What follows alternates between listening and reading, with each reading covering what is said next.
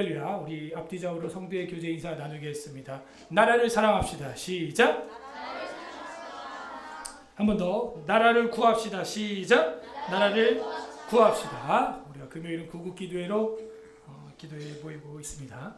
우리가 기도하지 않으면 하나님이 정하신 뜻이 있다고 하더라도 이루는데 오래 걸린다.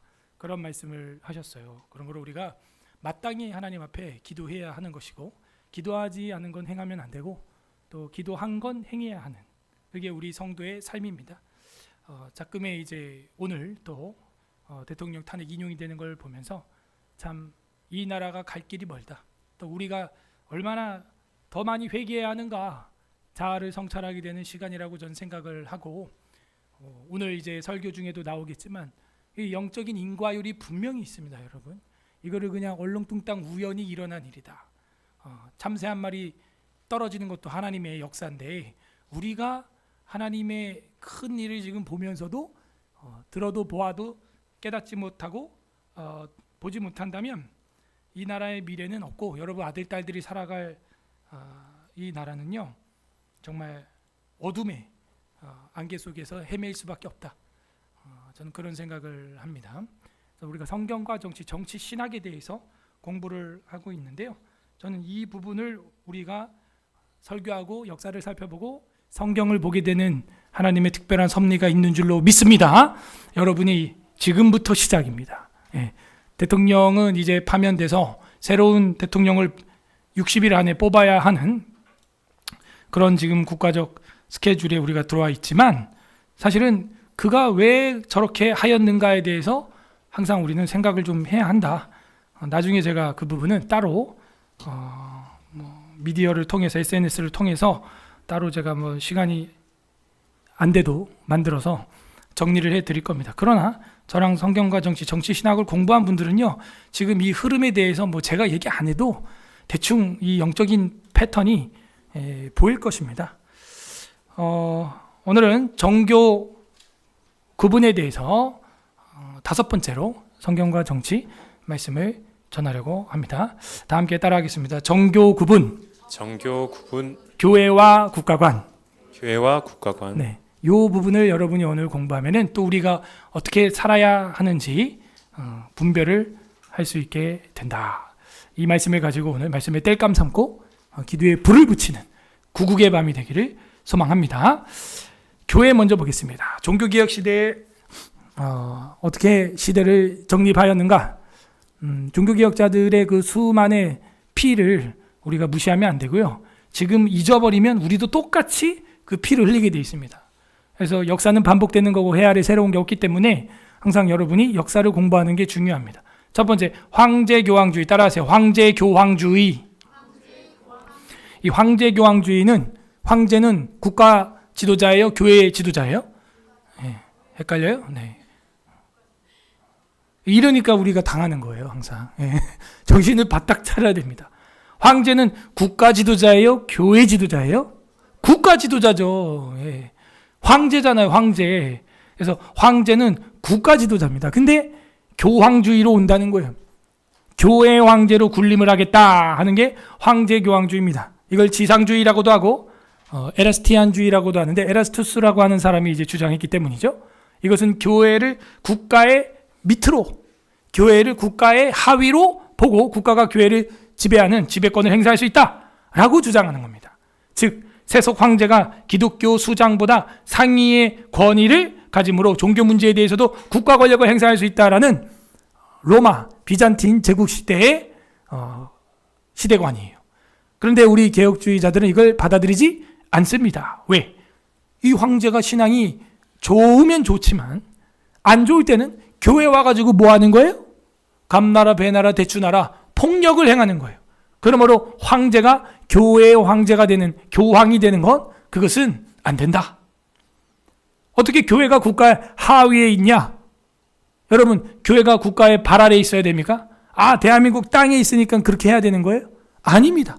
우리나라 헌법 자체가, 이 뒤에 있다가 제가 보여드리겠지만, 헌법 제19조와 20조가 그렇게 말하고 있지 않아요. 여기서 먼저 계몽돼야 돼. 깨어나야 돼. 마치 교회, 서울 에스라 교회가 대한민국 영토 안에 있으니까 그 영토 지배권자의 통치를 받아야 하는 것처럼 우리는 알고 있었다. 왜? 공부를 안 했기 때문에.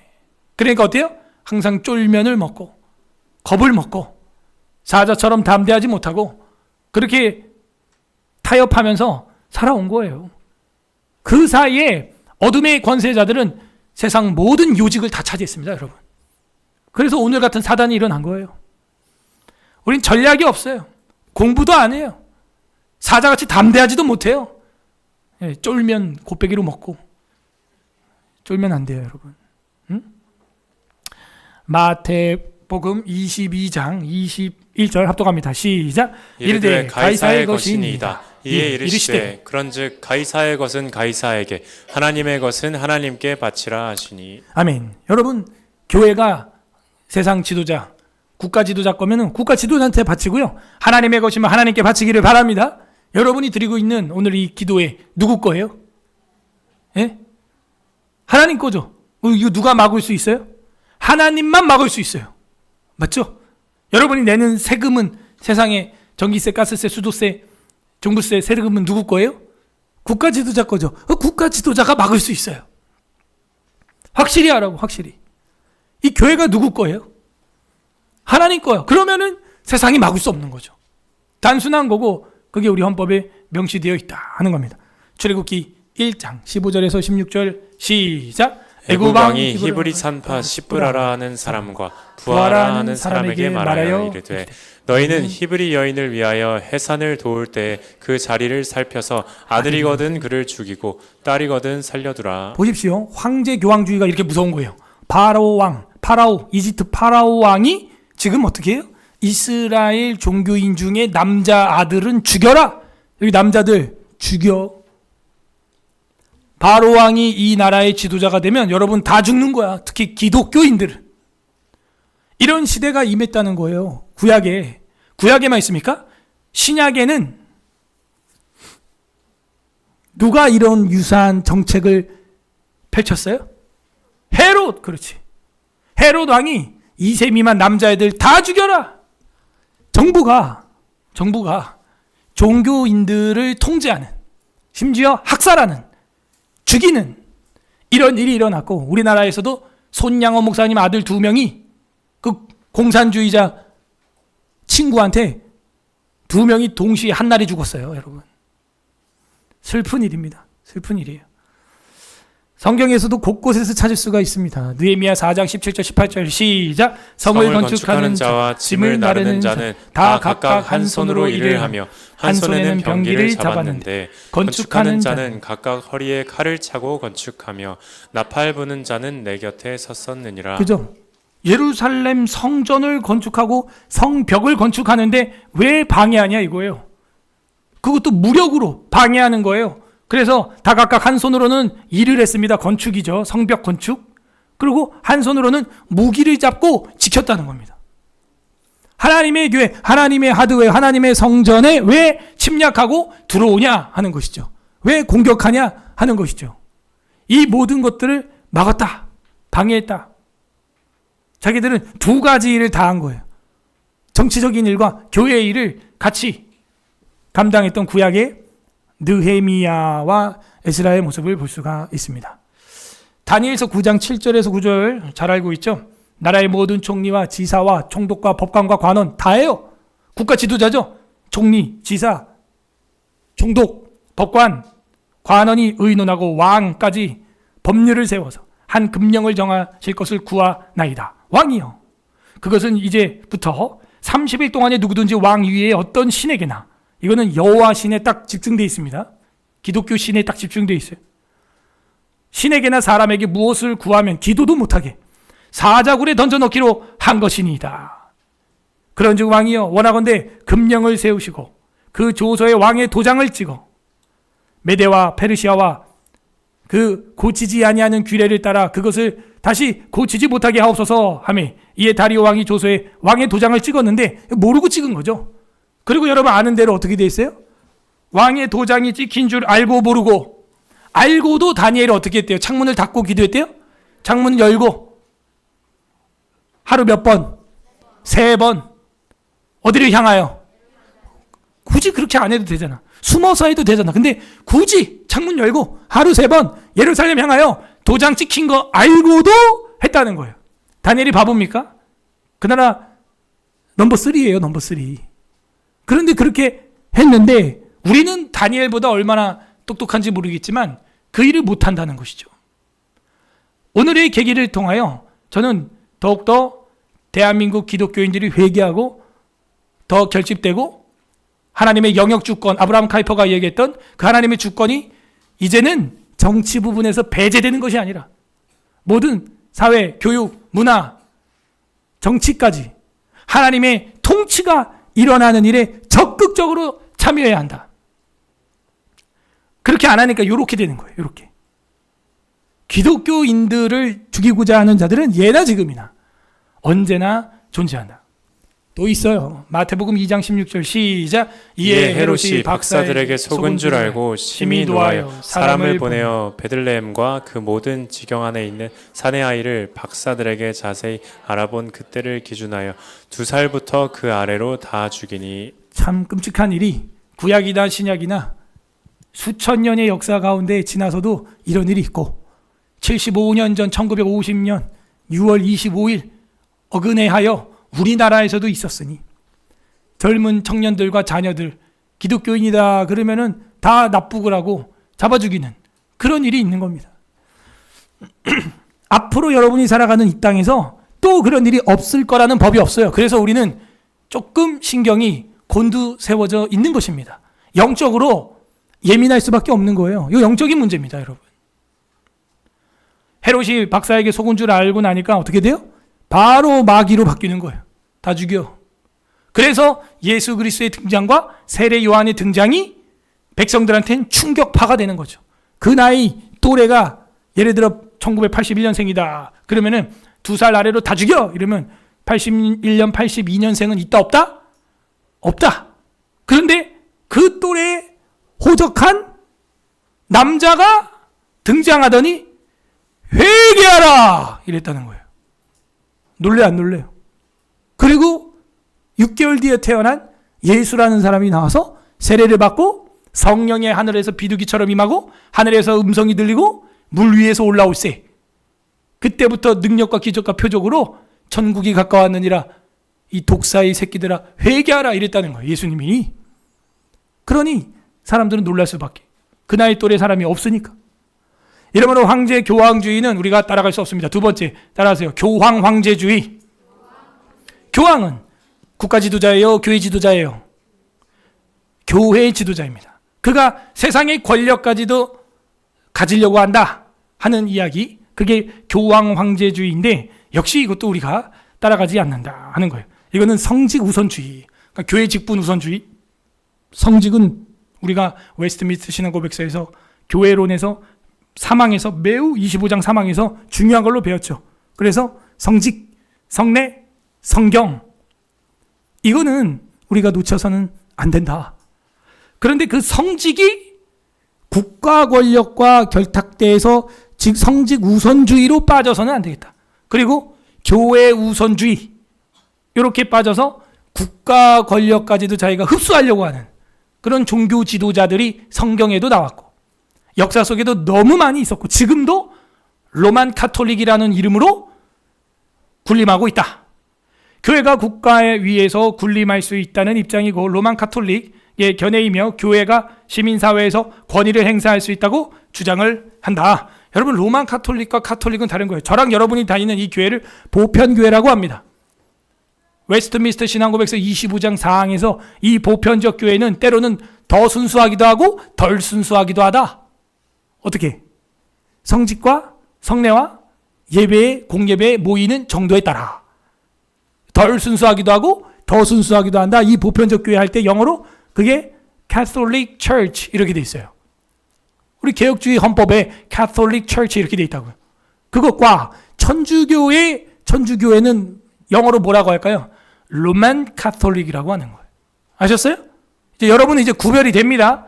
카톨릭 여러분이 다니는 이 교회가 진짜 보편교회고 우리가 비평하고 마리아 몽소 순천설 무슨 마리아가 부활했다 무원제 시태설 뭐 교황 무오설 연옥설 면제부설, 그리고 성찬도 아리스토텔레스의 뭘 사용했어요? 형상과 진료라고 하는 철학사상을 사용해가지고 성찬을 하고 있어요. 그런 걸 배격합니다. 그 교회는 로만 가톨릭이라고 하는 거예요.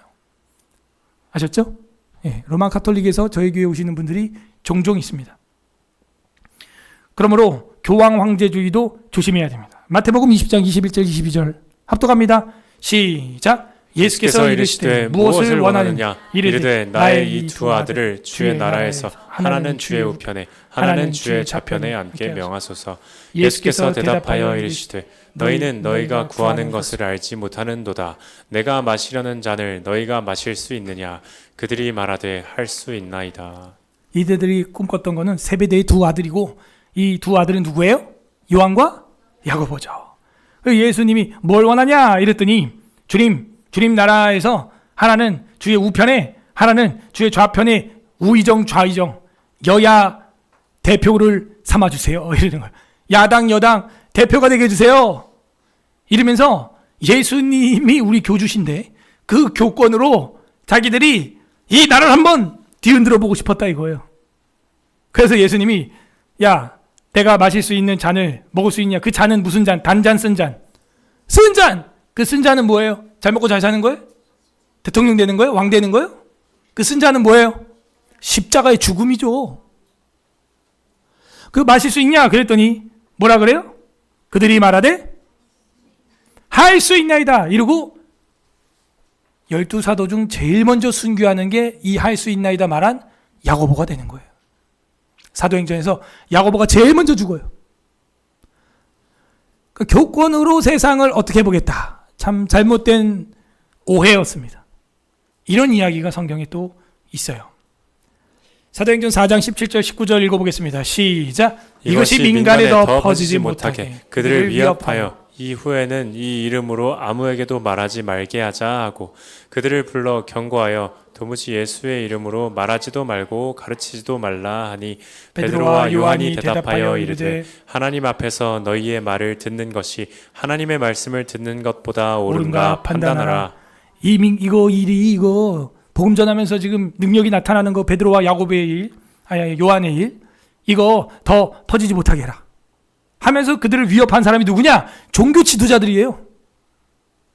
그 종교 지도자들, 교황 황제주의, 대제사장, 이 종교의 힘으로 억압을 하는 것이죠. 이런 거 잘못된 것이다. 교황 황제주의 역시 우리 개신교는 따라가지 않는다. 세 번째는 정교 분리주의. 자, 요거는 우리가 정교 분리의 원칙하고는 좀 다른 겁니다. 정교 빼고 그냥 분리주의라고 보통 하는데 그 분리는 정교 분리를 말하는 거예요. 그래서 우리가 말하는 정교 분리는 사실은 이 3번에 해당하지 않습니다. 우리는 정교 분리가 아니라 separation이 아니라 뭐라 그랬어요? distinction, 정교 구분이라 그랬어요. 여기서부터 우리나라의 기독교인들이 혼돈에 빠지기 시작한 거예요. 왜? 일본 사람들이 우리나라를 정복했을 때 이 정교 분리라고 자꾸 이야기를 한 거예요. distinction인데 separation이라고 하면서 분리 신경도 쓰지 마. 이런 식으로 몰고 간 거죠. 근데 이 3번은 그런 개념이 아니에요. 완전 이건 우리가 배격하는 개념입니다. 종교 분리는 기독교 초기나 16세기 제세례파 사람들, 교도들의 입장이었습니다. 그들은 세속 정부와 교회는 별개의 기원을 가지므로 정부는 영적인 일에, 반대로 교회는 세속적인 정부의 일에 관여해서는 절대로 안 된다 라는 주장이었어. 너 갈 길 너 가고 나 갈 길 나 간다. 이는 국가 정치에 대한 무관심을 의미하기도 하지만 국가가 교회 문제에 개입할 수 없다는 입장이다. 그래서 공무원이 되는 것도 안 된다는 거예요. 기독교인이 국가의 일, 공무원이 되는 것도 죄다. 그리고 어디선가 복음으로 인해 핍박을 받으면 죽어라 그냥. 수동적으로 응대하라. 그거를 적극적으로 대응하지 말아라. 그게 제세례파들의 후손들이 오늘날 침례교도들이에요. 그런 주장을 하는 겁니다. 과연 우리가 무관심해도 될까요? 너 갈 길 너 가고 나 갈 길 나 가는 거예요? 우리가 두 번째 주간에 공부했던 두왕국 이론에서 누가 이걸 또 지지했어요? 처음에? 루터가 그걸 지지했죠. 그런데 무슨 일을 겪고 바꿨어요? 농민전쟁을 겪으면서 이 일을 교정했습니다. 바꿨습니다. 자기가 보니까 교회와 국가가 별개인 줄 알았는데 이 농민전쟁 터지니까는 삽 들고 우리 집사님이 나가가지고 그 귀족 장로님 모가지를 찍어서 죽이는 거예요. 그래서 이게 교회와 국가가 별개가 아니구나라고 말기에는 입장을 교정하게 되었죠. 아셨습니까? 그래서 처음에는 낫을 휘두르는 국민 편에 서지 않았어요. 루터가. 왜? 저렇게 폭력적인 행동은 우리가 흔히 말하는 극자를 붙일 수가 있습니다. 극우, 극좌. 누군가를 죽이고 피 흘리고 때리고 이렇게 해서 시민 활동을 해서는 안 된다 하는 것이죠. 그러다가 나중에는 이 국가와 시민이, 교회가 서로 협력하여 운영을 해야 한다라고 바꾸게 되었죠. 겪어봐야 아는 거예요. 겪어봐야. 여러분 왜 사람이 좌파우파가 되는 줄 아세요? 자기가 겪은 게 그거기 때문이에요. 우파한테 당한 게 있으면 좌파가 되고요. 좌파한테 당한 게 있는 사람은 그냥 좌파가 싫어서 우파하는 겁니다. 여러분은 누구로서 뭘 겪고 있냐? 그게 굉장히 중요해요. 기독교인이면은 글쎄요. 좌파가 되기는 쉽지 않을 텐데. 근데 지금 75년 동안 이 땅에 평강이 있으니 겪어본 게 없는 거예요. 사실은. 겪어봐야 아는 건데. 무관심하게 되는 것이죠. 무관심. 자, 예레미야 29장 7절 읽어보세요. 시작. 너희는 내가 사로잡혀 가게 한 그 성읍의 평안을 구하고 그를 위하여 여호와께 기도하라. 이는 그 성읍이 평안함으로 너희도 평안할 것임이라. 지금 바벨론에 잡혀가는데 뭐 하라는 거예요? 적국을 위하여, 바벨론 나라를 위하여 여호와께 기도하래요. 에? 너희는 내가 사로잡혀 가게 한 그 성읍의 평안을 구하고 그를 위하여. 이 번역이 잘못됐잖아. 방금 그 성읍의 평안을 구하고 하고 그 다음에 그 대명사를 그를 위하여 이러면 어떡합니까? 마치 사람 같잖아. 그지? 그 성읍을 위하여라고 위랑 똑같이 번역을 했어야 했어요. 그 성읍을 위하여 여호와께 뭐하라? 기도하라.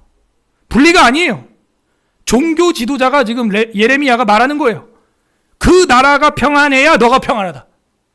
우리가 정치 신학을 하는 이유가 뭡니까? 대한민국이 하나님이 보호하사 우리나라 만세 평안해야 여러분이 평안한 줄 믿습니다. 예. 근데 이 단순한 원리를 모르는 거예요. 그리고 우리가 어디까지 성명서를 발표할 수 있고 어디까지 정치 참여를 해야 되는지는 분명히 제가 이전에 다 설교를 했으니까 보시길 바랍니다. 무관심. 교회는 교회 일만 하고 정치는 정치 일만 해라. 오늘날도 이런 사람들 있죠. 교회에서 왜 정부 정치 이야기하냐. 나는 야당 여당도 아니다. 예배당이다. 야, 예배당 누군 아닌 줄 알아? 그런 것도 이미지 파일로 만들어서 올리고 있어 지금. 무식이 그냥 털털 나게 그냥. 공무원도 하지 마 그럼. 기독교인이 왜 국가 이래? 말이 됩니까? 마가복음 15장 43절 읽어보세요. 시작. 아리마대 사람 요셉이 와서 당돌이 빌라도에게 들어가 예수의 시체를 달라 하니 이 사람은 존경받는 공회원이요 하나님의 나라를 기다리는 자라. 아멘. 공회원이라고 돼 있죠. 공무원을 말하고 있습니다. 그런데 예수님의 무덤을 준비해서 당돌이 와가지고 말했다. 이 당돌이가 뭔지 알아요? 이 도라이다 그런 얘기가 아니에요. 이 당돌, 이게 땅땅한 돌 뭐 그런 얘기가 아닙니다. 돌머리라는 얘기가 아니에요. 읽어봐요. 시작. 시작. 또라이? 제대로 읽어. 똘마오. 똘마오가 뭐냐? 감히, 용감히, 담대히. 그 히브리어, 헬라어 단어입니다. 근데 이게 당돌이라고 이제 두 번째 걸로 번역을 했어요. 아쉬워. 물론 귀에는 확 잘 들리긴 하는데 어감이 버릇없어 보이잖아. 그게 아니라 담대히, 용감히 뭐 이렇게 하면 좋잖아요. 아니면 위험을 무릅쓰고 감히 이런 뜻이에요. 여러분 감히 그런 생각해요? 감히 내가 국가 권력 앞에 신앙을 이야기할 수 있는가? 있습니다. 본디오 빌라도를 향하여 그 시체를 달라 해가지고 예수님이 부활하기 전까지 아리마대 사람 부자 요셉 무덤에서 부활을 기다리셨다 하는 겁니다. 공무원이 죄입니까? 공회원인데. 사도행전 10장 1에서 4절을 보십시오. 가이사랴에 고넬료라고 하는 사람이 있었습니다. 이방인이네요. 이탈리아 부대라고 하는 그 군대의 백부장입니다. 이거는 그냥 공무원도 아니야. 사람을 전문적으로 도살하는 군인이에요. 어떻게 생각하세요, 여러분? 안보와 국가를 지키는 목숨을 걸고 목숨을 제거하는 군인이라고요. 그런데 뭐래요? 그가 경건하여 온 집안이 더불어 하나님을 경외하며 백성을 많이 구제하고 하나님께 항상 기도하더니, 그죠? 하루는 제9시쯤이 되어서 환상 중에 밝히 봄에 하나님의 사자가 들어와 이르되 고넬료야 하니, 고넬료가 주목하여 보고 두려워 이르되 내 기도와 구제가 하나님 앞에 상달됐어요? 안 됐어요? 됐잖아요. 하나님이 좋아해요? 싫어해요? 좋아요. 상달되어 기억하신 바 되었으니, 이렇게 나오는 거예요. 베드로라는 사람한테 하인을 보내서 함께 예배 좀 드리고 성령 받아라. 그 이야기, 이방인 전도의 시초, 그 첫 역사적인 가정이 되는 겁니다. 일단 그냥 공무원도 아니고 군인입니다. 실제 그리고 예수님도 군인들 만났을 때 회개하라 이런 말 한 적 없어요. 고넬료도 공무원이었습니다. 이방인이었어요. 아리마대 사람 요셉은 아예 공회원이었어요. 공무원이었어요. 그럼 우리는 핍박에도 수동적이어야 한다는 제세례파의 의견을 따라가야 됩니까? 핍박이 있을 때 성경은 이렇게 말하고 있습니다. 사무엘상 19장 11절에서 12절 읽어보세요. 시작. 사울이 전령들을 다윗의 집에 보내어 그를 지키다가 아침에 그를 죽이게 하려 한지라.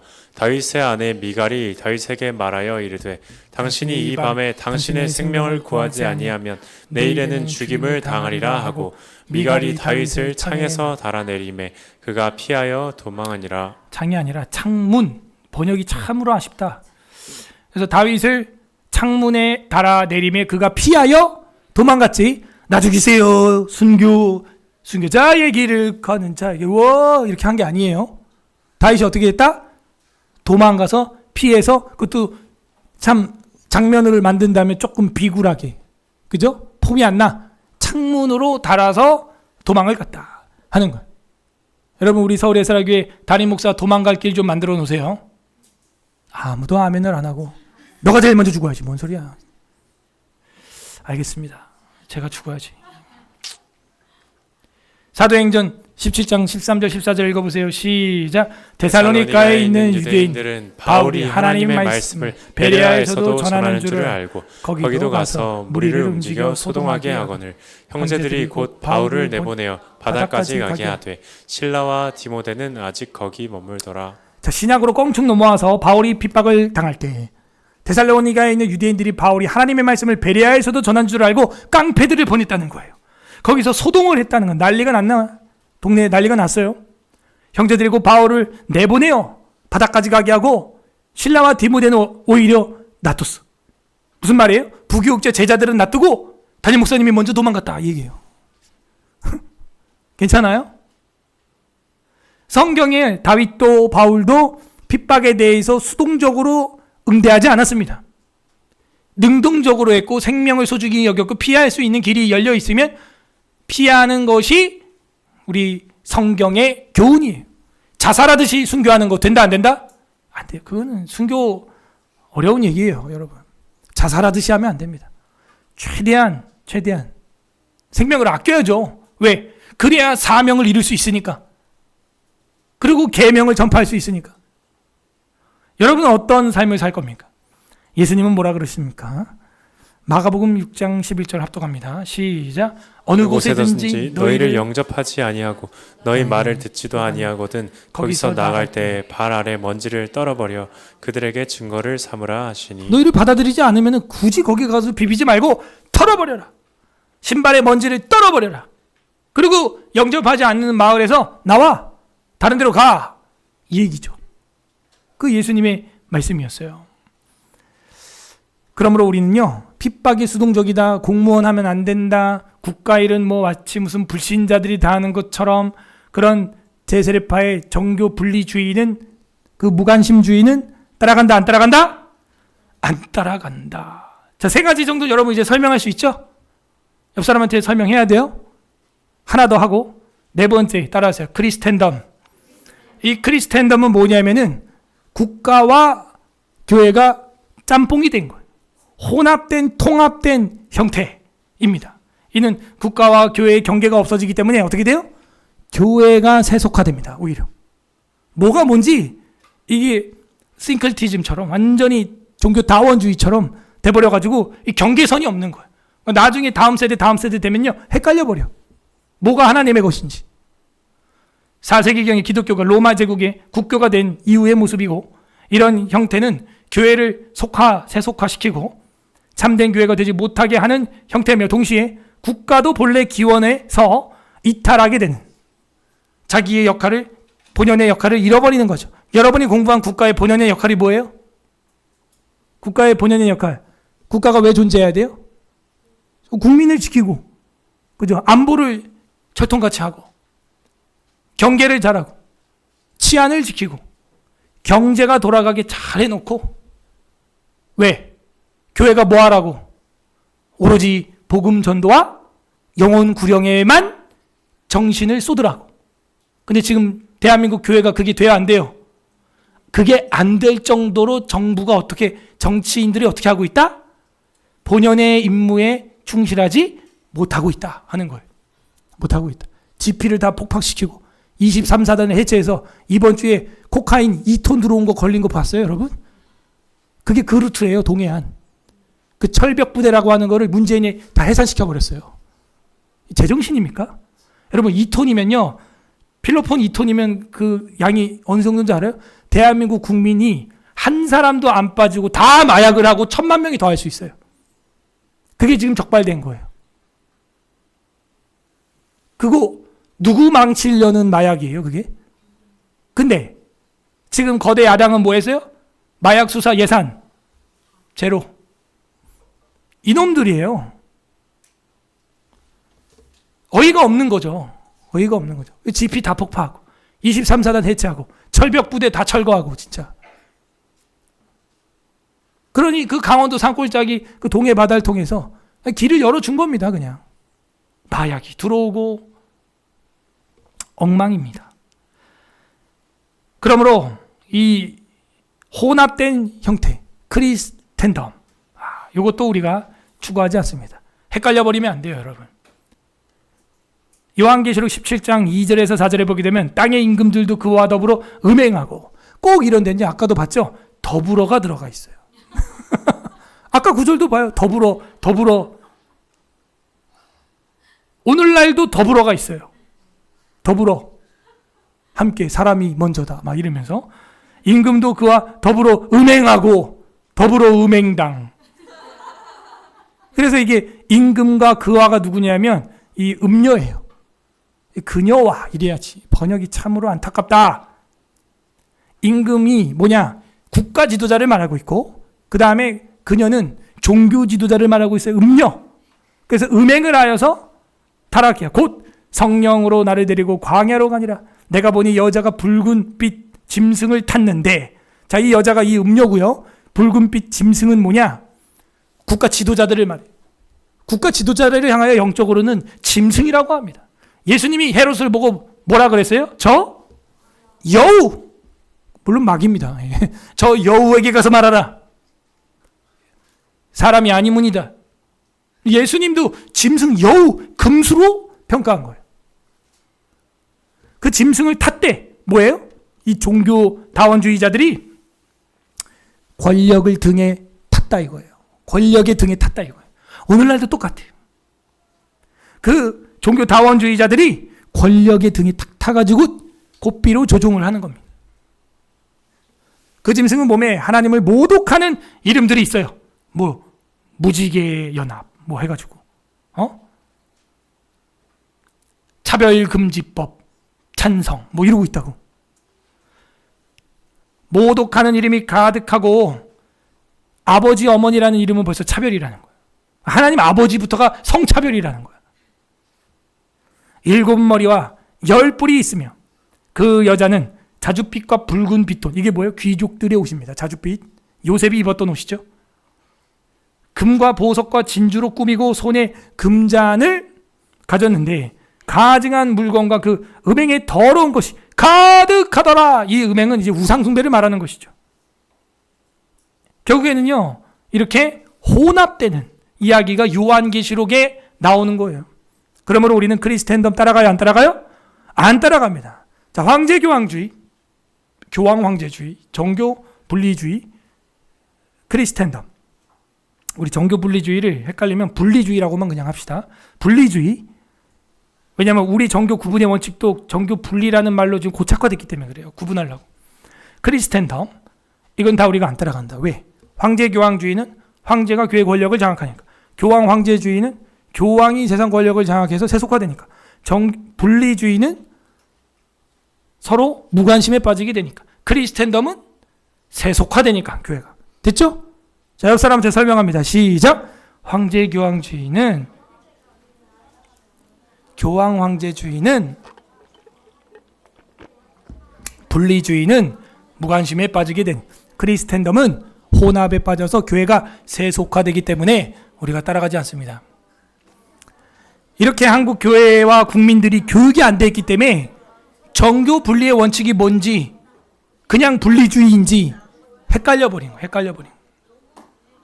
이제 말할 수 있는 기독교인들을 제가 볼 땐 이 어린 애들로부터 새로 키워야 돼. 새로.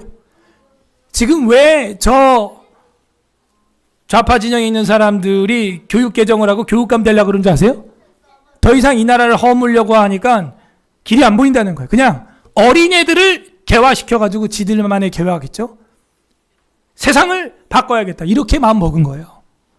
여러분들하고는 안 되니까. 저 같은 사람은 안 통하니까 못 모르는 애들을 갖다가 공교육을 통해 가지고 다 뒤집어 버리겠다. 그렇게 된 겁니다. 왜? 아침부터 저녁까지 학교에 가 있으니까. 아세요? 그 전략을 쓰는 거예요. 특히 전교조나 이제 이런 사람들이. 그러므로 우리가 추구하는 것은 다섯 번째, 정교 분리랑 구분해서 구분주의라고 했습니다. 따라하세요. 정교 구분주의. 정교 구분의 원리. 분리가 아니라요, 구별할 뿐이다 하는 것이죠. 구별하는 거예요.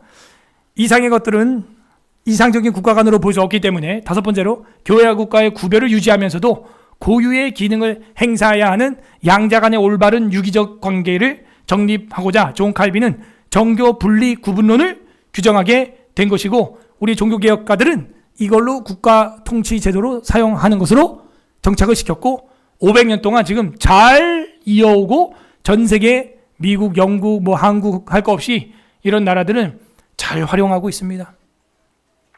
홍콩도 그렇게 해서 부강한 나라였죠. 옛날에는 영국이 통치했으니까. 근데 중국으로 넘어간 이후에는 이제 그런 거 없습니다. 정교 구분 이런 거 안 돼요. 국가 권력이 모든 걸 통치하게 되었다 하는 것이죠. 기독교 강원 4권 20장 6항에 보게 되면 정부는 건전한 종교를 보살펴 주어야 한다. 이런 정신이 바로 우리 장로교, 개신교, 프로테스탄트의 정신이었습니다. 국가 통치에 지정된 목적은 우리가 사람들과 함께 사는 동안에 하나님께 대해 외적 예배를 존중하고 보호하고 건전한 교리와 교회의 지위를 수호하는 것. 그게 국가 통치자의 임무라는 거예요. 우리를 사회생활에 적응시키고 우리의 행위를 사회의 정의와 일치하도록 인도하며 우리가 서로 화해하게 하며 전반적인 평화와 평온을 증진하는 것이다. 성도가 나그네 생활을 할 때 국가가 보조수단으로서 필요한 것이고, 이것을 빼앗는 것은 인간성을 빼앗는 것이다. 국가는 뭐라고요? 무슨 수단? 보조수단인 거예요. 국가가 존재하는 이유가 뭐예요? 치안과 안보와 경찰과 경제를 잘 지켜주면 교회는 그 속에서 계란의 노른자처럼 뭐 하는 거예요? 생명을 번식시키고 전도하는 일에만 집중해야 되는데, 지금 국가가 어느 순간부터 삐딱해지니까 목사님들이 그거 신경 쓰느라고 지금 교회 일에 집중을 못하는 거예요, 사실은. 존 칼빈이 그 일 때문에 국가의 저항권을 발동하고 이랬던 것처럼 오늘날도 지금 그런 일들이 일어나고 있는 건데, 소수의 목사님들만 그 일에 지금 마음을 쏟고 있는 거죠. 또 기독교 강요에 보게 되면 왕들의 모든 명령도 하나님의 명령에 양보해야 하며 왕들의 권력은 그분의 위엄 앞에 굴복해야 한다. 우리는 주 안에서만 왕들에게 순종해야 한다. 만일 그들의 명령이 하나님께 반대되는 것이라면 그 명령은 존중하지 말아야 한다. 그는 더 이상 국가 권력자가 아니요 하나님의 반역자다. 딱 이렇게 되는 거예요. 아셨어요? 하나님의 반역자는 뭡니까? 사탄이죠. 그게 우리 종교개혁가들의 정신이에요. 오늘날 근데 우리에게 그 정신이 있냐? 민주주의가 이 땅에 정착한 지 100년 채 안 됐기 때문에 우리에게는 너무나 어려운 과제였던 것이죠. 과제였던 거. 여러분 공부 많이 해야 되고 자녀들에게 가르쳐야 됩니다. 사도행전 5장 29절 읽어보세요. 시작. 베드로와 사도들이 대답하여 대답하여 이르되 이르되 사람보다 하나님께 순종하는 것이 것이 마땅하니라. 그거죠.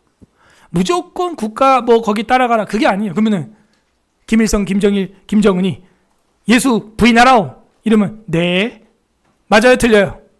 틀렸죠. 모든 세상 통치자나 교회 지도자가 둘 다 두 왕국으로서 하나님 통치 아래 있는 것입니다. 이거를 망각한 거예요. 그래서 우리는 종교 분리라기보다는 종교 구분이라는 단어를 퍼뜨려야겠습니다. 구분하자는 거예요. 자, 이렇게 돼서 우리는 종교 개혁 시대에 정립을 했습니다.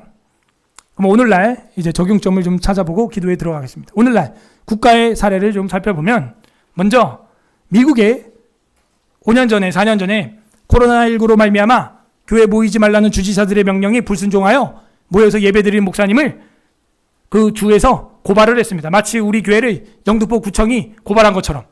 그래서 미국의 그린빌 침례교회는 승소하게 되었고 미국의 연방법원에서는 노스캐롤라이나 주의 소송을 이렇게 판결 내렸습니다.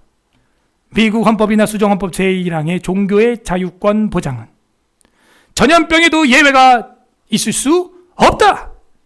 자유야. 모이는 거 냅둬.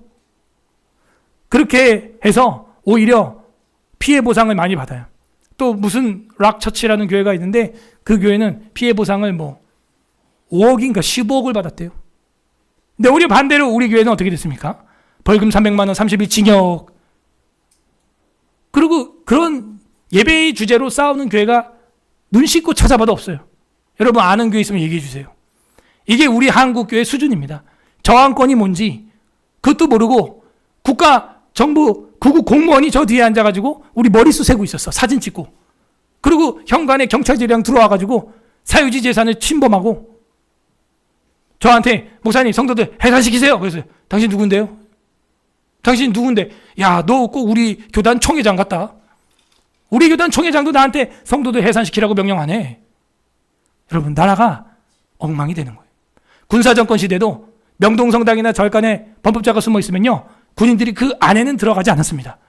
성역이고 거기는 신적 존재로 판단하여 군사정권 때도 안 들어갔던 곳이에요. 근데 지금은 다 무너졌어요. 그게 흡사 중국의 뿌락지처럼 뒤에 앉아서 여러분 머리를 세고 있었던 것이죠. 미국 헌법이나 수정헌법 1항에는 이게 너무나 중요했기 때문에 이거에 대해서 절대로 인정할 수 없다. 이래서 연방 대법원이 판례를 남겼습니다. 근데 제가 충격적인 건 미국에서 저희 교회 와서 많이 듣잖아요. 제가 물어봤어요. 미국에서 오셨길래 그래도 미국에서 집사님은 한국인으로서 예배드리는 데는 지장 없었겠어요. 미국에 있어서 너무 부러웠어요. 그랬더니 뭐라는 줄 알아요? 아이고 목사님 기도 한참이다. 미국에 있는 한인교회는 한반도의 한국교회랑 똑같이 코로나 시절에 셧다운을 했다는 거예요. 연방대법원에서 전염병에도 예외 없이 예배드릴 수 있다 해줬는데도 징글징글해 이 한국 사람들. 아무튼 미국 가서도 추태를 부려. 안 됩니다. 이 종자가 어디 안 가요. 미국 수정헌법이랑 1조는요 제일 처음 이게 나와요. 연방의회는 어떤 종교를 국교로 정하거나 종교의 자유로운 시행을 금지하는 법률을 제정할 수 없으며 언론 출판의 자유에 제한하거나 국민의 평화적 집회 권리와 불만의 시정을 정부에 청원할 권리를 제한하는 법률을 제정할 수 없다. 이게요 벌써 300년 전에 세워진 법이에요. 왜? 영국의 정신 나간 피해 여왕 메리 여왕의 칼날을 대항하고 싸웠던 존 낙스와 같은 종교 지도자들이 핏값을 지불하고 영국을 떠나서 아메리카 대륙으로 와가지고 제일 먼저 법을 세우는데 우리 뭘로 세울까 해서 수정헌법 1조에 이걸 탁 집어넣은 겁니다. 근데 우리나라는요 이 법이 저 뒤에 처박혀 있답니다. 19조에 그것도 이렇게 짧게. 그러니 안타까운 거죠. 모든 국민의 양심의 자유를 가진다. 20조. 모든 국민은 종교의 자유를 가진다. 국교는 인정되지 아니하며 종교와 정치는 분리된다. 왜 국교를 인정하지 않는지 배경도 몰라요, 사람들이. 왜 그래요? 아까 제가 얘기했죠? 국교가 생기면은 그 로만 가톨릭 국교가 개신교도들을 학살할 수가 있어요. 감리교 성공의 국교가 장로교도들을 실제로 죽였던 일이 영국에서 있었습니다. 무서운 일이에요. 그래서 국교는 우리가 세우지 않습니다. 종교와 정치는 분리된다는 말을 오늘 여러분은 배웠어요. 분리라는 게 뭘 말하는 거예요? 단절을 말하는 거예요? 구분을 말하는 거예요? 구분을 말하는 거죠. 그런데 아까 예를 들었듯이 저희 교회에 왔던 그런 사람들의 행태들은 전혀 반헌법적인 일입니다. 양해를 구하고 협조를 구할 수는 있지만 강제할 수가 없는 거였어요, 사실은. 그래서 우리 교회가 승소는 아니었지만 선고유예를 맞아서 이 교회가 예배드린 거에 대해서 자기는 판사는 2년 뒤에 모든 것을 지워주겠다. 이 판결을 내린 겁니다. 그게 결심이 되었고 우리는 이제 마음껏 예배드리되 뭐 마스크하고 예배드리면 되는 거예요. 뭐 알코올 좀 착착 뿌려주고 뭐 쓸데없이, 그죠? 그럼 되는 겁니다. 그래서 우리 400년 된 웨스트민스터 신앙고백서, 영국의 웨스트민스터 교회에서 만들어진 23장 국가 위정자라는 교리가 있잖아요. 그러므로 우리 개신교 장로교는요, 정치에 무관심한 게 오히려 직무유기예요. 헌법으로 막아놨는데, 헌법으로. 이런 것도 모르는 목회자들이 지금 유튜브에 나와가지고 교회에서 정치 얘기하지 마세요. 그럼 말 같은 소리입니까? 정치가 뭔데? 바르게 다스리는 겁니다. 우리 목회자는요, 도덕법과 윤리와 자연법에 대해서는요, 강력하게 비판할 수 있습니다. 검은 건 검다, 흰 건 희다, 죄는 죄다! 말할 수 있는 거예요. 그건 정과다, 위법이다, 불법이다! 말할 수 있는 거예요. 왜 말을 못합니까? 다만, 뭘 조심해야 된다 그랬어요? 뭐 이름으로 성명서나 그런 거 같이 결탁하지 말라 그랬어요? 그치? 교회 이름으로 어떤 정당을 지지하거나 교회 이름으로 어떤 정당과 결탁하여 컨퍼런스를 열거나 이런 건 하면 안 돼요. 그래서 우리 교회가 지혜롭게 하잖아요. 뭘 만들었어요? 교회 자유 시민연대, 백신 피해자 치료 시민연대, 예배 자유 시민연대, 이렇게 해가지고 적극적으로 나가서 그 이름으로 싸우면 되는 거예요. 아셨죠? 그리고 여러분 개인 이름으로는 모든 성명서 다 해도 돼. 1인으로서는. 뭐 제한이 없어요. 국가 위정자들은 노란색만 보세요. 적어도 신앙의 문제에 간섭해서는 안 된다 하는 게 우리 헌법에 새겨져 있고, 제가 목사 안수 받을 때는 여기 맹세하고 목사 받았습니다. 그리고 국가는 교회가 성스러운 직무를 충분하고 자유롭고 신문받지 않는 자유를 누릴 수 있도록 공무원들이 해주는 것이 의무이다. 모욕적인 언동이나 폭력과 욕설이나 명예훼손, 여러분 400년 전에 명예훼손이 있어요. 우리나라는 명예훼손죄가 들어온 지도 50년도 안 됐어요. 이렇게 앞서는 게 종교개혁가들의 법입니다. 이게 모든 종교적, 요 부분부터 여러분 읽어봐요. 중요합니다. 빨간색 시작.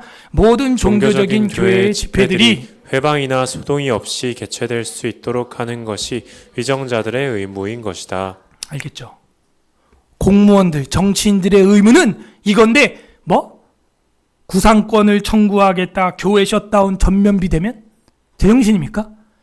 예수 그리스도 이후 교회 역사 2000년 동안 교회가 스스로 셧다운한 거는 전 세계에서 대한민국 교회가 처음입니다. 저는요, 그게 우리 죄라고 믿어요. 기독교 역사상 어떤 로마의 10대 박해가 300년 동안 네로부터 네도트 하메셀 막데바 디아클라티아누스 갈릴레우스 황제까지 300년 지리멸절했지만 카타콤 썩은 냄새나는 무덤에서도 예배를 드렸어요, 여러분. 믿습니까? 그래서 그 대링구유라고 하는 지하 9층 8층짜리 그런 지하 세계에서 예배를 드리면서 길 잃어버리지 않으려고 새겨놨던 게 뭐예요? 물고기 모양이었죠. 그래서 그 물고기 모양을 한 이유는 익스티스라고 하는 말이 뭐예요? 익스티스라는 말이 예수 그리스도는 하나님이시다. 아들, 하나님의 아들. 그 말이 이제 물고기라는 이니셜과 똑같은 거예요. 그렇게 신앙생활 했어요. 그런데 뭐 구상권 청구라고 뭐 30일 징역에 우리 교회가 그래서 52일 폐쇄됐었습니다. 강제로. 그래서 저 산속에 올라가서 몰래 또 예배 드렸죠. 25일 만에 또 서울지방가정행정법원에 저희가 소송해가지고 또 이겼어요. 그래갖고 해제된 거예요. 우리 교회 해제되고 정광훈 목사님 교회 100일 만에 우리 교회 판례 때문에 해제됐어요. 그거 아세요? 이렇게 아무도 안 싸운다는, 이번 주 수요일 날 고무적인 일이 있었죠. 백신 피해자 치료 시민연대에서 여러분이 기도 많이 해주시고 후원해 주셔서 지금 본회의에서 국회 법사위도 통과하고 본회의도 이번에 수요일 날 통과했죠. 백신 피해자들 치료해주는 특별법이. 그래놓고 근데 이놈들이 와가지고 뭐라는 줄 알아요? 이제 천막 해체할 거죠. 그날 와가지고. 해체하려면 어쩌려고? 이제 사진 찍으려고. 우리 당이 이렇게 했다. 그래서 야당 대표님 이름으로 된 걸로 나갈 거래. 이게 정신 나간 놈들이. 그래서 우리 해체 안 할 겁니다. 아직 텐트 그대로 놔둘 거예요. 아니 본회의 통과하면은 이게 지금 그게 나오는 겁니까? 보상이? 우리는 그리고 보상금을 원하지 않아요. 뭘 원하냐? 정부가 죄를 인정하고 사과하라. 이걸 말하고 있는데 아직 시행령 나오려면 6개월 걸려요, 여러분. 위원회가 15명이 조직이 아직도 안 돼 있어요. 그리고 여러분이 국가 시스템을 모르면요, 또 허욱하고 당하는 거야. 그래서 그 코베키 회장님하고 저하고 전략을 짜고 있습니다, 지금. 6개월 뒤 봅시다. 시행령 제대로 떨어졌으면 그 다음은 백신 패스를 시행한 사람 책임 추궁하고 고발할 겁니다, 여러분. 그가 누구예요? 예, 문제 많은 사람을 뭐라 그래요?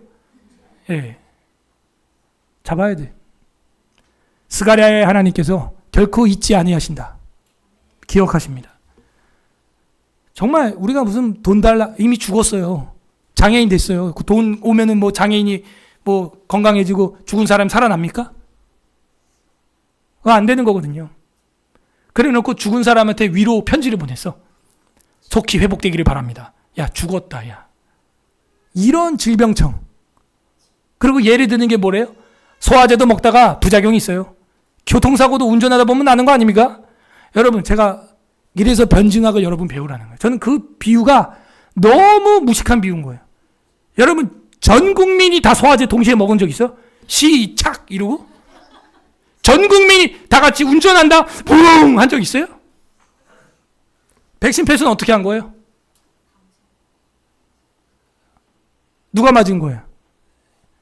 12명만? 어떻게 한 거예요? 전 국민이 다. 그거 안 하면 뭐도 못 해요? 네, 식당도 밥도 못 먹고 뭐 아무것도 안 됐어요. 관공서도 못 가고 그 스캐너 해가지고 삑 찍지 않으면 이거 안 되는 거예요.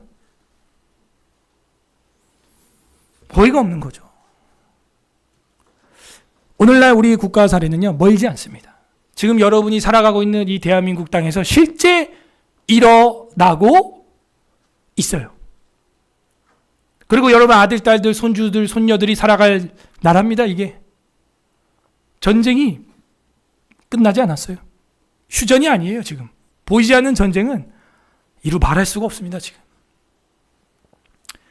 요한계시록 13장 15절에서 17절. 그가 권세를 받아 그 짐승의 우상에게 생기를 주어.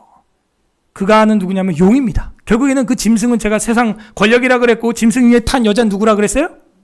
종교 음료라 그랬죠? 근데 그 짐승에게 힘을 준 그가 누구냐면 이 윗절에 보면은 용이에요. 붉은 용. 그러면 결국 국가 권력자들, 이 짐승들, 여우, 해롭 같은 놈들이 사람으로 움직이고 있지만 그 뒤에 보이지 않는 영적인 세력은 뭐라는 거예요? 마귀라는 거예요, 여러분. 여러분, 제가 예전에 프리메이슨, 일루미나티 강의를 10년 넘게 한 거 아시죠? 지금도 제 책장 한 줄 전체가 다 그 음모론 책으로 쌓여 있습니다. 제가 일부러 기념비로 안 버리고 가만히 두고 있어요. 책까지 제가 번역했었어요. The 13 Stripe이라고 하는 저 13번째 지파라는 책도 제가 주도해서 다 번역을 했고 했는데 무슨 뭐 프리메이슨이 어쩌고 제가 다음 주에 김요한 목사 온다고 포스터를 만들었어요. 그거 아시죠? 어떻게 생겼어요, 포스터가? 이렇게 해서 올렸습니다. 이게 예수님의 손이에요. 그 지단의 사진 올리기 싫어가지고 그 손가락 하나 잘린 지단의 사진 있잖아요. 애국 운동가들. 그거 말고 그 손보다 더 중요한 건 못 박힌 손이다. 그리고 이제 목사님하고 제 사진 이렇게 했더니 연락이 와가지고 목사님 눈이 하나고 손 도장이 있는 걸로 보아 프리메이슨.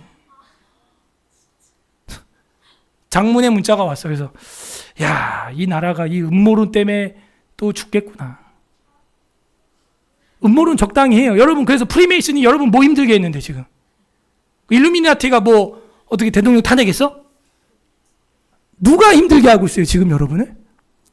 사회주의자, 공산주의자 아니에요? 누가 교회의 예배와 이런 걸 탄압해요? 일루미나티, 아담 하우스 파우스트가. 저는요, 이거를요, 2010년까지 딱 공부를 하고, 그 공부한 공식과 그 예언과 패턴이 있거든요. 근데 그게 안 이루어지는 거예요. 그래서 딱 보고, 결국에는 이게 미국과 자본주의 국가들하고 힘있고 권력 있는 사람들에게 총구를 딱 겨누고 있는 거예요. 그리고 염세주의, 허무주의. 그리고 이단교리. 여기 막 짬뽕돼 있습니다. 그래서 제가 답변도 안 하고 있다가 한참 있다가 그냥 네, 감사합니다. 그냥 그러고 말았죠. 여러분, 마귀가 무슨 저 이집트 피라미드 안에 심심해서 있겠어요, 거기?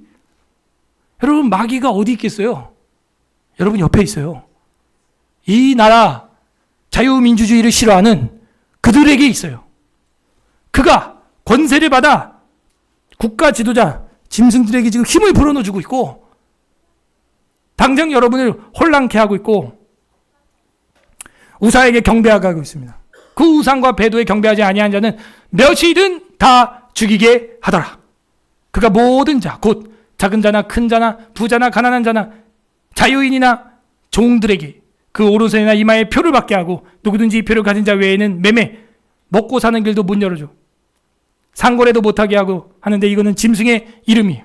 그 짐승을 따라가야 먹고 사는 거예요. 돈 몇 푼 받는 거예요. 그 짐승 따라가야 되는 거예요. 성경이요, 정확히 얘기합니다. 매매는 뭐예요? 사고 파는 거예요. 경제활동이에요. 여러분이 좋아하는 돈이에요. 이런 세계가 앞으로 온다는데 우리 아이들한테 우리가 어떻게 신앙교육을 해야 될까요? 드디어 오늘 성경 본문입니다. 주보에 실려있는 갈리오가 아가야의 총독이 됐어요. 아가야의 총독 갈리오는 누구냐면 네로의 스승인 세네카의 형제로 지식인입니다. 그 갈리오라는 사람이고 역사적 인물이에요. 로마 시대. 이 갈리오가 아가야는 땅 이름을 말합니다. 아가야, 마게도니아, 아시아, 야 하는 건 땅이에요. 총독이 되었을 때 유대인들이 일제히 일어나서 바울을 대적하여서 법정으로 데리고 가가지고 말하되, 이 사람은 율법을 어기면서 하나님의 경외하라고 사람들을 권한다 하거늘. 자, 그래서 종교적인 문제죠. 그걸 가지고 지금 국가 법원으로 끌고 온 거예요. 바울이 입을 열고자 할 때가 뭐예요? 아니, 그게 아닙니다라고 목사님이 말하려고 했어요. 바울 목사님이. 사도 바울이. 그랬더니 말도 하기 전에 갈리오가 재판관이 뭐라 그러냐? 유대인들에게 이르되, 너 유대인들아, 만일 이것이 무슨 부정한 일이나 불량한 행동이었으면 내가 너희 말을 들어주는 것이 옳거니와, 뭐예요?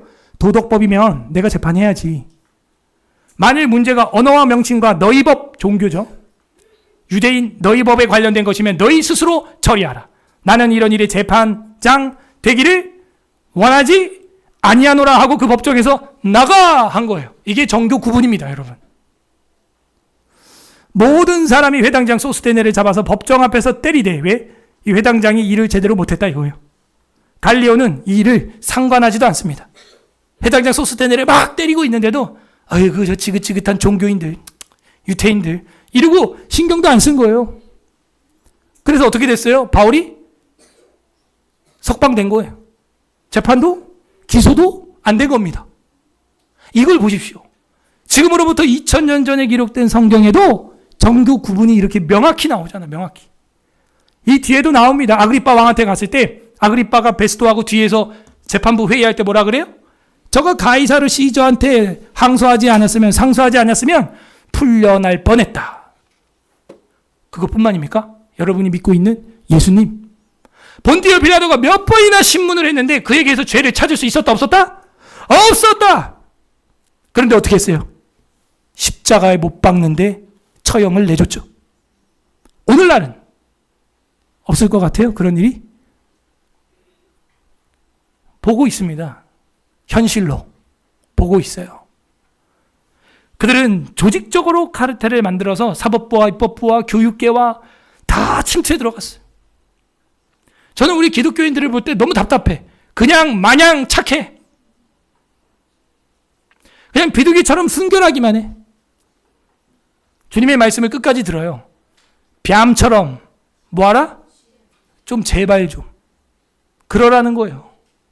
그런 말 안 들어. 너희가 망대를 세우는데 얼마가 들는지 계산해보고 세우지 아니하면 중간에 파산한다. 예수님도 경제학이 있어요. 그런 말 왜 안 들어? 저는요, 우리 기독교인들이 이런 일들을 겪어야 돼요. 저는요, 심지어 야당 대표가 대통령도 될 수 있다고 봅니다, 지금. 그 시대를 겪어야 돼, 또. 어쩌면. 왜? 너희가 예배를 그렇게 취급했으니까. 제가 언제 이제 정리해서 또 강의를 할 겁니다. 보십시오. 1930년 일제치하에 신사참배가 강요되었고 대한예수교 장로회는 어떻게 했습니까? 신사참배 가결했습니다. 그리고 어떻게 돼요? 일제치하에 1935년부터 죽어나는 거예요. 이제 그거를 적극적으로 반대했던 사람이 소양 주기철 목사님입니다. 죽음으로써 결백했고 죽었어요, 실제. 그리고 우리 교단은 주기철 목사를 파면했죠. 목사 면직을 시켜버렸어요. 총회결이 안 따랐다고. 그리고 20년 전에 복직시켜줬습니다. 이게 대한예수교 장로회예요, 여러분. 그런 일을 겪고 그 다음에 어떤 일이 일어납니까? 1950년 6.25 터지는 거예요. 죽여 서로 막 이제. 그땐 또 무슨 일이 있었냐면은 종교다원주의, 우리 교단이 자유주의 신학에 물듭니다. 그리고 합동과 통합으로 1950년대 찢어지죠? 그게 그 결과물이에요, 여러분. 통합과 합동 찢어진 게. 에큐메니카라고. 저는요, 오늘 지금 우리가 겪고 있는 일도 영적인 인과율이 있다고 보는 거예요. 말도 안 되는 이런 일들을 여러분 계속 겪게 될 거고, 그 일에 앞장서 있는 여러분들이 제일 속상할 겁니다, 지금. 전 그렇게 생각해요. 차라리 모르면야 그런가 보다 하지. 근데 우리는 이제 어쩌다가 앞장서게 됐고 이제 등대 역할을 하게 된 거예요. 지금 한국 교회가 원통함을 이렇게 겪는 이유는요, 다른 거 아닙니다. 한국 교회 전체가 예배를 셧다운했어요. 영적인 인과율이 있는 거예요. 예배를 닫았는데 뭐 끝난 거죠, 뭐. 하나님의 진노와 훈계와 징계와 노가 언제 풀어질지는 주님만 아시고, 우리는 그때까지 계속해서 고난의 때를 복음과 함께 보내야 하는 것이다. 제가 보는 영적인 진찰입니다. 결론, 국가는 국민을 위해 준 범위 안에서 지위명예 위엄을 지니고 민간 업무를 담당하지만 종교와 관련된 업무에서 교회가 국가보다 우위에 있다고 보아 개신교의 자유와 국가 권력의 교회 간섭은 반대한다. 교회 문제에 있어서는 국가보다 교회가 우위에 있다는 거죠. 1935년부터 시작된 신사참배 강요는 국가 권력의 교회 탄압이자 정교 구분의 원칙의 심각한 위반이었습니다. 이 일로 2천여 명이 투옥되었고 40여 명은 옥중에서 순교하였습니다. 그러면서 국가 권력에 저항했죠. 그 저항이라는 말이 프로테스트고, 그래서 개신교는 프로테스탄트가 된 거예요. 일제가 말하는 정교 분리론에 저항한 대표적인 사람은 우리가 알고 있는 소양 주기철 목사입니다. 정부가 교회에 협조는 구할 수 있지만 예배를 금지한다든지 교회당을 폐쇄한다든지 구상권을 청구한다는 그런 조치는 뭘 불러올 수 있다? 국민 저항을 불러올 수 있는데 우리나라는 그 정도 수준도 안 된다. 국민 저항이, 성도의 저항이 뭔지도 모르고 그냥 이 자유를 누리니 누군가 이 자유를 훔쳐갈 것입니다. 자유는 공짜가 아니기 때문에 훔쳐가요. 그러므로 오늘 우리가 기도할 것은 정교 구분의 원칙이 대한민국 국가에 올바로 이루어지는 것, 국가가 교회에 참여하지 못하는 것입니다. 교회는 국가를 향하여 바른 말을 하고 선포할 수 있습니다. 그것이 정교 구분의 원칙이에요. 그리고 다음 대선이 이제 60일 이내에 치러질 건데, 여기서 국가관이 투철한 사람, 헌법 정신이 투철한 사람이 뽑혀야 됩니다. 그 일을 위해서 우리는 기도를 해야 하는 것이죠. 이 시간 우리 말씀을 생각하면서 기도하도록 하겠습니다. 먼저 주님 감사합니다. 우리 주 예수 그리스도께서 억울한 재판을 본디오 빌라도에게 받으시고 그에게 분명히 죄가 없도다 라고 말을 했음에도 불구하고 그에게 죄를 뒤집어 씌워서 도리어 바라바를 풀어주고 오히려 예수 그리스도를 십자가에 못 박는 이래 대저 주게 되었습니다. 그것은 피할 수 없는 예수님의 운명이고 사명이었습니다. 왜냐? 저와 여러분의 죄의 때, 그 때를 씻어주기 위해서는 마지막 사랑의 표현이었어요. 주님 감사합니다. 억울한 재판, 억울한 유죄를 받으시고 십자가에서 처참히 나를 위하여 살과 피를 쏟아주신 주님 감사합니다. 지금 우리의 이 안타까운 탄식의 마음, 그 마음의 100배의 마음이 우리 주 예수님의 마음입니다. 주님 감사합니다. 감사기도 하시고, 두 번째는 우리 좀 회개했으면 좋겠습니다. 정교 구분의 원칙을 제대로 이해하지 못하고 분리로 단절로 이해하고 제대로 나라를 사랑하지 못하고 교회에서 앉아서 배운 것을 세상에서 세상의 소금이 되고 세상에 빛이 되지 못하고 녹아지지 못하고 등경을 켜서 그 등경을 말 아래에 놨던 것들, 등경을 그 말 위에 둬야 되는데 책상 위에 둬야 되는데 책상 아래에 두었던 것들, 주님 용서하여 주옵소서. 이런 국가적 일들을 겪으면서 마음을 돌아보게 하시고 깨닫게 하시니 감사합니다. 여러분 감사기도도 하셔야 됩니다. 이를 통하여 세 번째 간구하는 것은, 하나님 더욱더 우리가 이제는 적극적으로 세상의 빛과 소금의 역할을 감당하게 하여 주시옵소서. 이 나라의 앞날을 주님께서 인도하여 주시고 다가오는 대선에서 하나님을 경외하고 헌법 정신이 투철한 주님의 뜻에 더 가까운 사람이 대선에 나오고 대통령으로 선출될 수 있도록 여러분 같이 마음을 모아서 오늘 말씀을 생각하면서 감사와 회개와 간구하는 기도 다 같이 올려드리도록 하겠습니다. 기도하겠습니다. 주님 감사합니다.